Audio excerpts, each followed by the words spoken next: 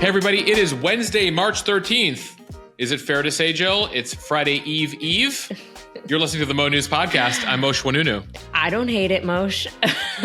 I'm okay with it. All right, I am Jill Wagner. This is the place where we bring you just the facts and a pleasant spin on a Wednesday. And we read all the news and read between the lines so you don't have to. We'll get you through that hump day as we make our way through the week here. Jill, I know you're excited about some news that broke late yesterday. That's right. Beyonce's next album is coming out. It's going to be released on March 29th. It is called Cowboy Carter. And apparently, Moshe, she is doing a cover of Dolly Parton's Jolene, which just so happens to be my favorite Dolly Parton song. Yeah, a lot of anticipation. So that is 2 weeks from this Friday. You'll get the full drop of the Beyonce album. Jill, I feel like in the headlines, like if it's not Taylor, it's Beyonce. The two of them continue to dominate. Just dropping albums left and right and making announcements. You're right, Moshe. It's like even if we try not to cover them, we can't help it. We will be doing a disservice to everybody. Jill, to that point, so you have the new full Beyonce album dropping on the 29th, and then 3 Fridays later, exactly 3 weeks later, will be Tortured Poets Department. That'll drop on April 19th. So I don't know if you have noticed it. You may have, but you've just never commented. When I post our podcast on my Instagram account, which please everyone follow me, Jill R. Wagner, I usually say this is the latest from the Tortured Podcasters Department. And I feel like have you noticed that I say that? No, I read all the headlines, and I guess I missed that. Maybe it's subconscious, maybe it isn't. But Jill, I will take note. Every once in a while, I would say at least twice a week, I would say the latest from the Tortured Podcasters Department. And then I list a few of the stories that we're covering. Speaking of people who were effectively tortured yesterday, Jill, Robert Hur. Yeah, that's right. So let's get to some headlines here. Special counsel Robert Hur testified on President Biden's mishandling of classified documents. What were the takeaways? Just a rough day for him from both. Bottom line, a rough day for her yesterday. A makeshift plan to send U.S. aid to Ukraine despite inaction from Congress. Another one bites the dust. Why a Republican congressman from Colorado says he won't finish out the rest of his term, narrowing the GOP majority in the House. Jill, I don't think we've seen this many congressmen abandoning the Capitol midterm. They're over it. They're done. They're so over it. They're like, I cannot even finish this. Higher prices not going anywhere. Inflation data comes in higher than expected for the 4th straight month. To the Middle East, an Israeli-American IDF soldier taken hostage on October 7th has been confirmed dead. And meanwhile, a ship carrying tons of aid is en route to Gaza. New parents, Babies R Us is back. Hundreds of new stores are opening. We'll tell you where. What San Francisco is doing with all of its empty office space. And Airbnb is banning all indoor security cameras. Plus, Moshe is on this day in history. Jill, it's an opportunity to have the age-old debate. How do you pronounce the 7th planet from the sun? We definitely disagree with that. We've had this debate before. We've had this on a previous March 13th, and we'll bring it back in honor of its birthday. Okay, let's start with former special counsel Robert Hur, who testified before the House Judiciary Committee on Tuesday about his investigation into President Biden's handling of classified documents. Now, just to rewind for a second, last month, Hur wrapped up a year-long investigation and recommended that Biden face no criminal charges for holding on to classified documents from his time as vice president. He concluded that Biden carelessly kept classified documents and notebooks at his home, but said that the evidence just wasn't strong enough to charge the president with crimes. He noted that unlike former President Trump, Biden voluntarily gave back the documents. Although he also described President Biden as, quote, a sympathetic, well-meaning elderly man with a poor memory, likely to be acquitted by any jury. So on Tuesday, Hur faced 2 different parties trying to achieve different things at the hearing at his expense. You had Democrats annoyed at Hur for the way that he described Biden's memory, and Republicans angry that he didn't bring charges against Biden. Republicans really trying to drive home the point that the special counsel did not exonerate President Biden in his handling of classified materials, as claimed by some Democrats. Here is Republican Congressman Kevin Kiley from California asking her about that. Mr. Hur, did you completely exonerate President Biden? That is not what my report does. Was your report a total and complete exoneration? That is not what the report says. So the statement by the ranking member was incorrect, yes? As I said, the report is not an exoneration. That word does not appear in my report. So both sides yesterday tried to claim more than the report said in their statements, leading to a lot of corrections by her. Democrats, again, as you mentioned, trying to say this exonerates Biden here. And by the way, her, you're a total Republican partisan hack. Republicans trying to claim that Biden totally broke the law and trying to overstate allegations against the president here. Her trying his best not to take the bait, often having to read back from his report and correct the various members who began their questions with, "Isn't that right? Isn't that right?" And he's like, "Actually, no, that's not what I said. Actually, no, that's not what I said." It did come as we also got a transcript of what Biden said in his deposition with her. Remember, until now, we've only had Her's report as he described things and summarized things. Well, we got a transcript yesterday, and it did show us where things are in line and where there was some difference of interpretation between the way Her interpreted things and actually if you look back at the transcript. So some evidence proving Her's points that Biden did have memory lapses at times, but others helping Biden, showing that actually he remembered a lot of things during the testimony. One example showed that during his interview with Her, Biden named the correct month and day that Beau Biden died, but not the year. He was having trouble with the year. Well, Her focused only on the year issue in his report, saying Biden could not remember the date of his son's death, leaving out the fact that Biden immediately knew the month and the day. So you did see this back and forth here. During the hearing, one congresswoman tried to press Her into correcting the record. He refused. Here's a bit of that exchange. Your report on page 208 says that Mr. Biden couldn't come up with the date, the year of his son, Beau Biden's death, when in fact in the transcript it shows that you asked him the month. And do you know what he said, Mr. Her? He said, "Oh God, May 30th. Would you like to correct the record? His memory was pretty firm on the month and the day. Congresswoman, I don't believe that's correct with respect to the transcript, but if you could refer me to a specific page, I'd be happy to look. I've read about it in reporting. Thank you. I yield back. In all here, no real fireworks or anything that changes the equation. While, again, he said he did not exonerate Biden entirely, said he mishandled classified records. He tried to avoid GOP bait, tried to stick to the report. Republican members were trying to get Her to say, well, isn't the president senile here? Shouldn't Vice President Harris take over? Her saying, that's not what I said.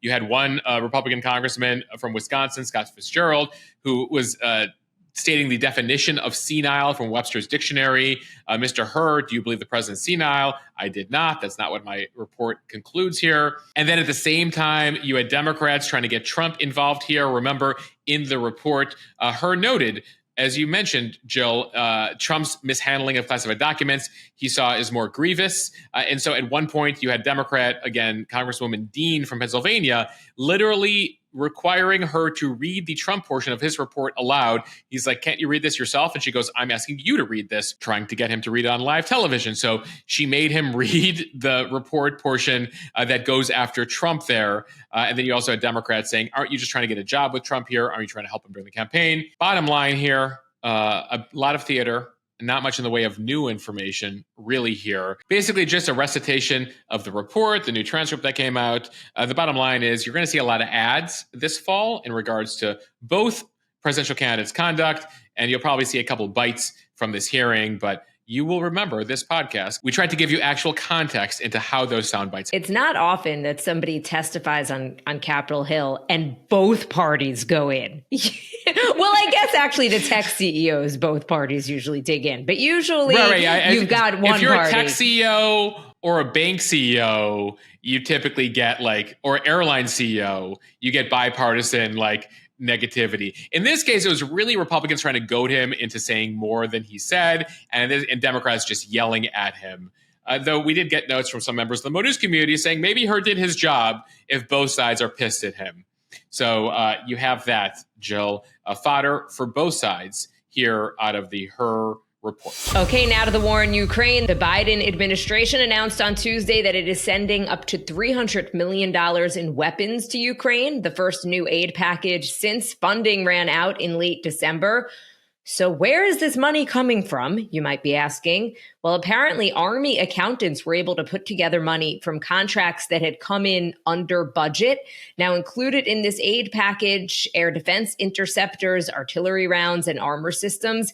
Not clear if there's going to be longer range missiles sent as well. One official telling the New York Times that this is a makeshift solution that will really just keep Russian troops at bay for a few more weeks. They say it is a stopgap measure at best, but Ukraine is desperate for air defense systems as Russia just continues to bombard towns, especially in the eastern part of the country. So you might ask, how did they suddenly find several $100 million in weapons after late last year saying, we've run out, we've completely run out, we can't send them anything more? Remember, Congress allocates and appropriates funds. That's how the government gets funded. But then it's up to the departments and agencies to spend it. Typically, there's very specific allocation, though over at the Pentagon, they get about $1 trillion a year. About 1/6 of the national budget goes to defense here in the U.S., so there's a lot of money moving around, and it's clear that they did some digging and found something more. DoD has been desperate to figure out ways to continue to stock Ukraine up with ammunition, with weapons. They've considered a whole variety of options. And that's included having other countries that the U.S. gives weapons to give their weapons to Ukraine and then restocking those third-party countries. They also tried to dig around and research how many weapons have been seized by Iranian smugglers and then use that math to reallocate Ukraine. There's also consideration of taking American stockpiles of weapons since there isn't any money left to restock Ukraine, and basically then going to Congress being like, we got to restock our own weapons. So a lot of creative solutions sloshing around here as Congress, and I should say specifically a number of Republicans in the U.S. House say they do not want to send any more aid to Ukraine after 2 years of war.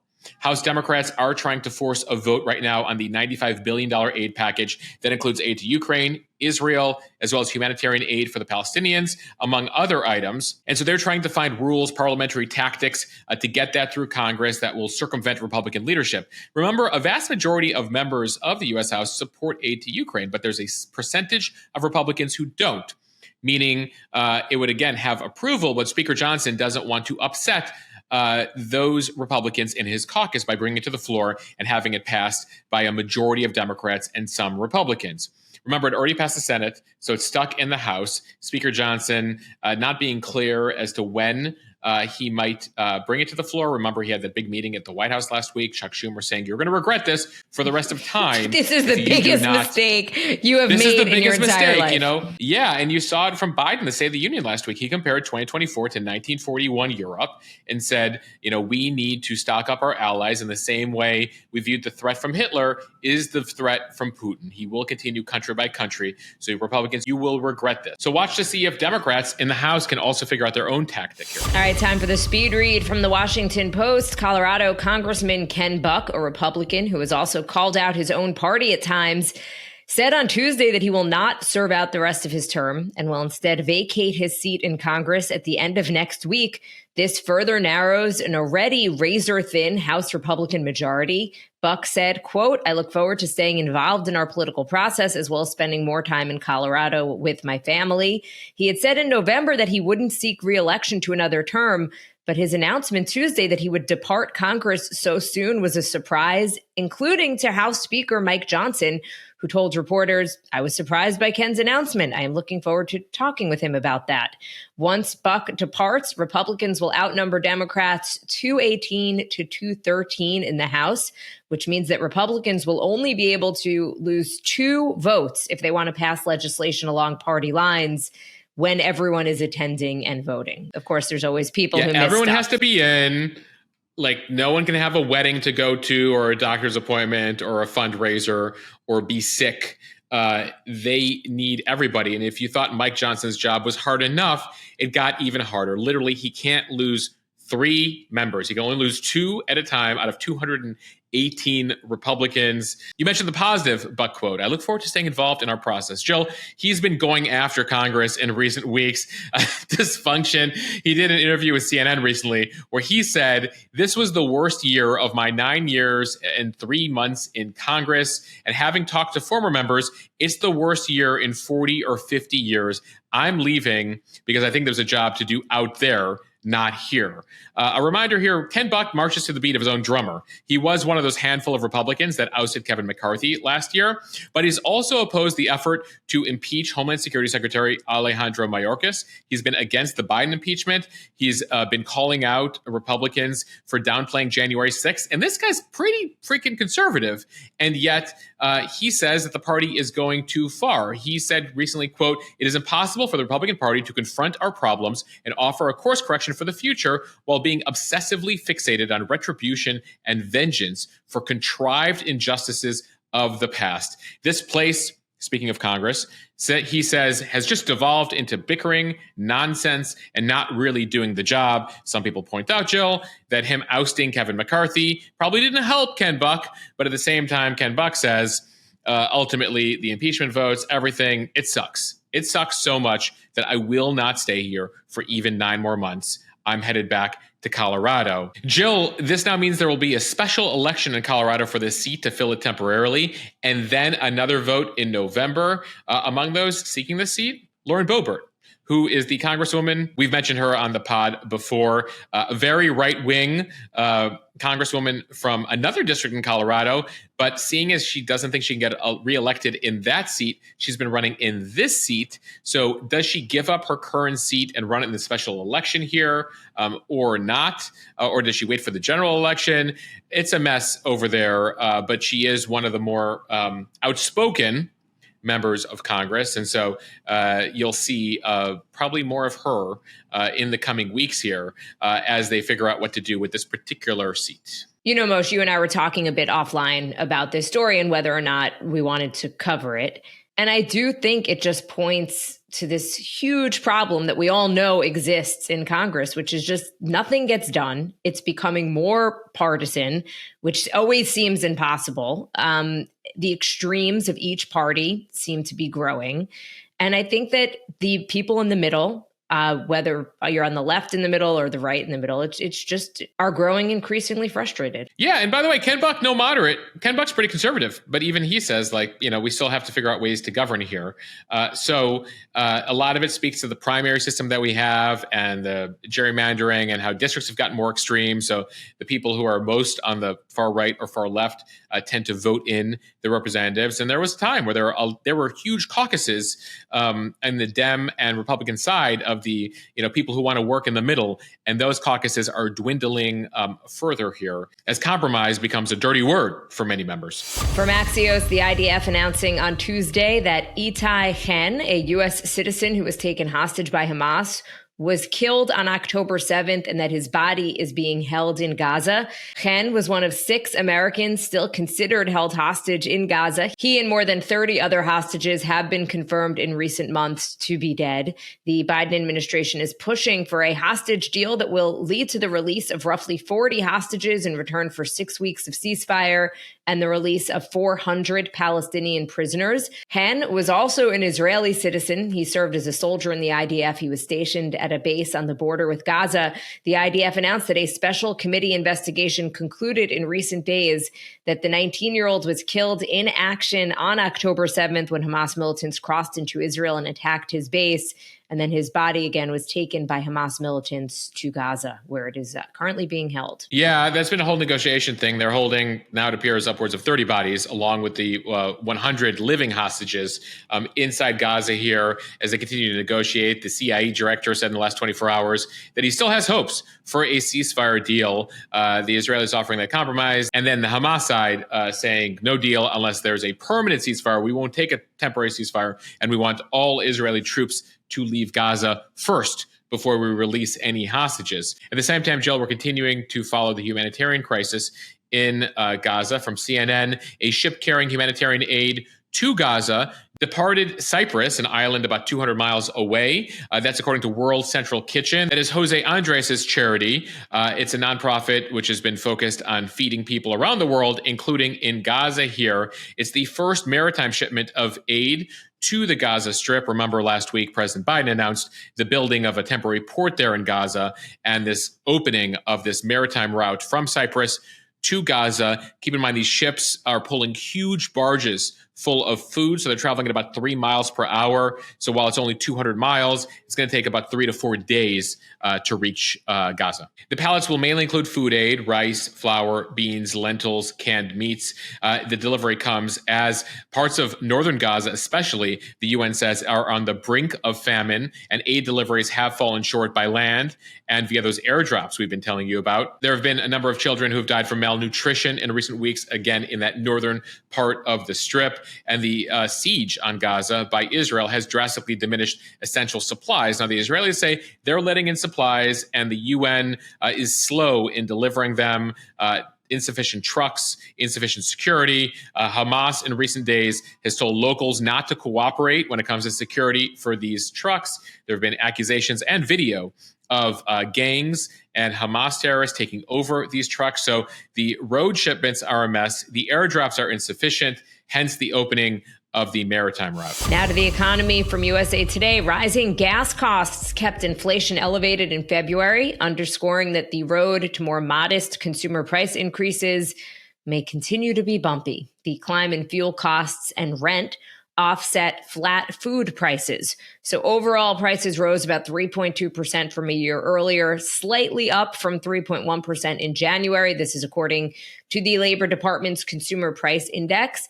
Inflation has been gradually slowing, but as we talk about, it is still really high. Since hitting a 40-year high of 9.1% in June of 2022, inflation has slowed substantially, but after swift progress in the fall, price increases have become more volatile. Many goods like used cars, furniture, and appliances have gotten a bit less expensive in the past year as pandemic-related supply chain snags have resolved.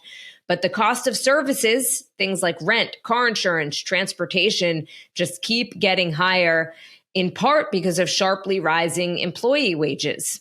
So some things are going up, some things are going down. We still appear to be spending a good amount of money, hence the prices are able to go up here because inflation, of course, is predicated on us actually spending money. The Fed Chair Jerome Powell told Congress last week that the central bank will likely trim the interest rate this year, but not until they see more evidence that inflation is moving towards their target. Targeted inflation is not 0%, it is 2%.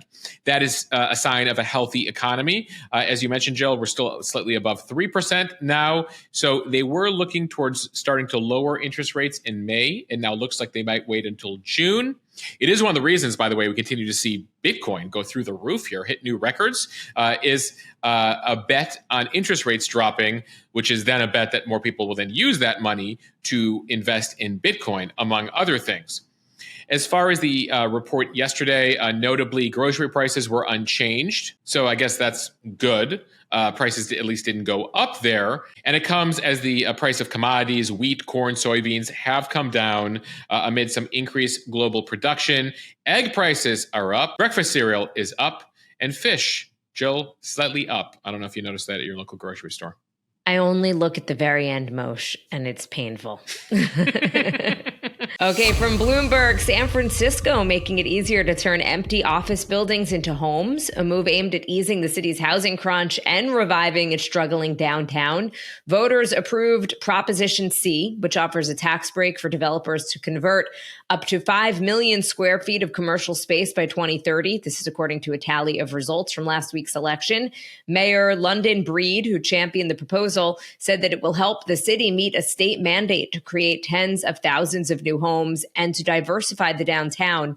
The measure comes as the tech sector, a key to San Francisco's economy, has scaled back its presence and workforce since the pandemic. They've cut workers and also allowed many workers to work from home. San Francisco's commercial vacancy hit a record 36% as of December, and it is expected to tick up even further this year. But back to the story here, Breed said the initiative would help transform the city's downtown from a 9 to 5 business district to an around-the-clock mixed-use neighborhood. Bloomberg reports that San Francisco stands out for its potential to convert office buildings to housing compared with other cities because of the way the buildings are shaped, their size, the ceiling height, proximity to public transit. That's been a huge thing. I know many of you ask that oftentimes because of the housing crunch and the glut of office space, the openings of office space across the country with more people working from home. Why can't they convert more? And it does take a lot depending on when the building was built, zoning, a whole variety of things. Sometimes it's just not cost effective. But it appears here San Francisco has a lot of potential. The San Francisco Bay Area Planning and Urban Research Association saying that 40% of downtown buildings evaluated by a design firm recently were found to be suitable for conversion. That's double North America as a whole, where about 1 in 5 office buildings is available, is ideal for conversion to a residence.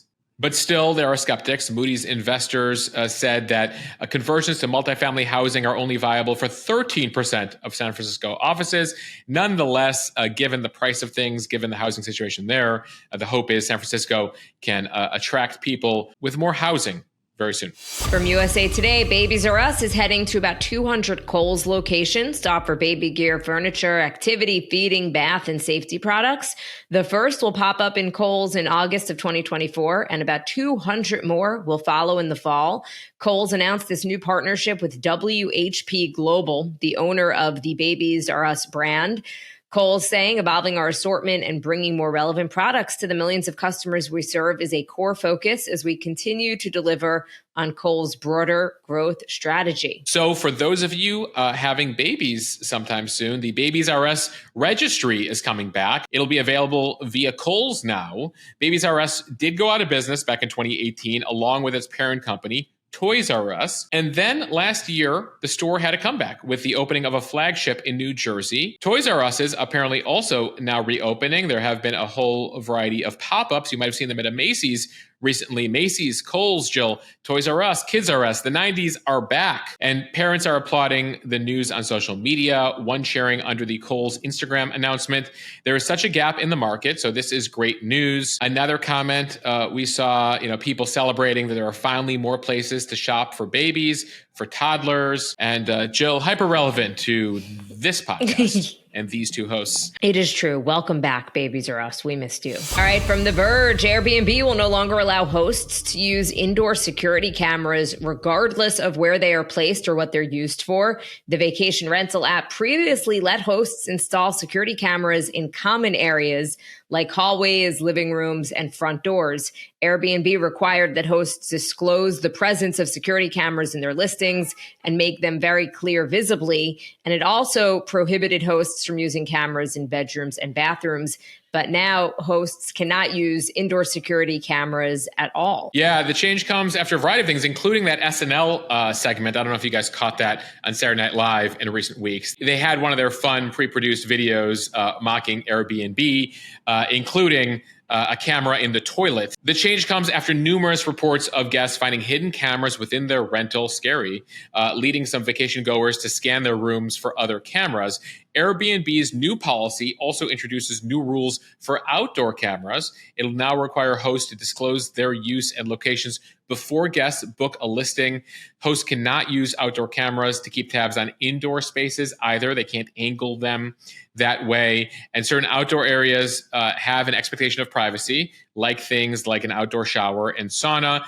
Jill, heard a variety of reaction to this on the mo.news account. Some guests who are applauding this, some people who have Airbnbs saying that guests have become more rowdy, more damaging, more difficult over the years, and they defended the use of these indoor cameras as a deterrent for people to do things to their homes. So mixed reaction here on this announcement. I'm still stuck on the SNL skit where there was a camera in the toilet. Jill, watch it right after we finish recording this podcast. It was well done. All right. That brings us to On This Ain't History on this March 13th. Jill, a happy 242nd birthday to the 7th planet from the sun. Are you leaving it for me to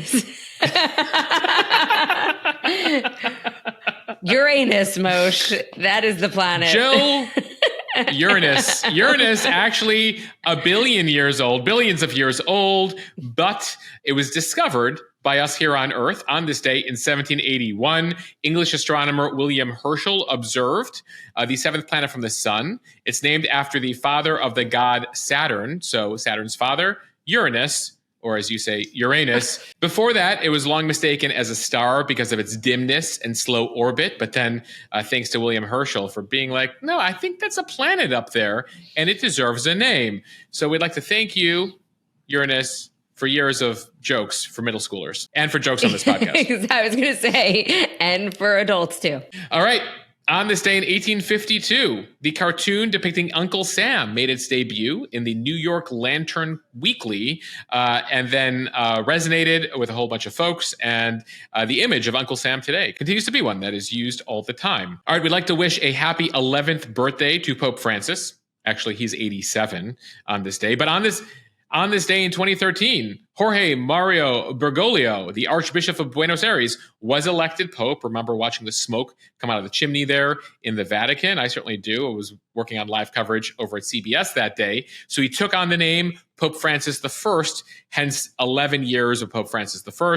He succeeded Benedict the 16th, who had resigned, the first pope to resign in hundreds of years. Jill, fun fact about Pope Francis, he does not watch television. And he gave it up when he became Pope. And it hurts him. He's talked about this in interviews because he's a huge soccer fan or football fan abroad. And so he has not been able to watch games now for more than a decade as part of that pledge not to watch television. Is that a thing that popes don't watch TV? Why did he inflict himself with that? Jill, he's got larger challenges, more important things than watching soccer. So I guess he decided he was going to give up television. All right, Jill, we end here with some pop culture history. On this day, 32 years ago, My Cousin Vinny premiered in theaters on this day in 1992. My biological clock is ticking like this. And I see you smiling because you knew that was what I was going to say. I was wondering which line you're going to go with, but I had a feeling it was that one. Jill, on this day in 1999, Cher had a month-long stay at the top of the Billboard charts with Believe, I Believe in Life After Love. At the time, it made her, she was then 53 years old, the oldest singer to reach the summit of the Billboard charts. And she is still performing to this day, putting out new music. I think she had that holiday album she put out late last year. I think she had that Christmas song she put out late last year. And one more musical item on this day, 17 years ago, Amy Winehouse's second album, Back to Black, was released. Such a shame, Amy Winehouse. She is missed. All right, everybody. Thank you for listening to the Mo News podcast on this Friday Eve. Is that what we're, 2 Eves. Is that what we're two calling Eves it? on this Wednesday. It's 2 Eves. It's a double Eve. If you like what you hear, please share this with your friends. It really helps us grow. Much appreciated. Follow us and subscribe so that you don't miss an episode. And give us a review in the App Store. Jill, we got this great review last week from Jacqueline LS over on Apple Podcasts. We're all susceptible to the dangers of existing in our own echo chambers, only listening to the voices that agree with us, only focusing on the news stories as told through the lenses we agree with. It's dangerous, and we're seeing hyperpartisanship. Enter Mo News! ! Unbiased, nonpartisan, the facts we need. Regardless of our own bias, my go-to for news. I highly recommend Mo News if you're tired of partisan nonsense and hungry to get your news without a heaping helping of bias. Thanks, Mo and Chill. Well, thank you, Jacqueline. I love that review. I love that review, and I feel like I might incorporate some of that in our catchphrases and stuff. Yeah, I don't know who Jacqueline LS is, but I appreciate you out there. So send us a direct message on the Instagram so we can say thank you directly to you, and appreciate all of you who have left reviews. If you do that, it just takes a moment and really does help us grow. All right. Bye, everyone.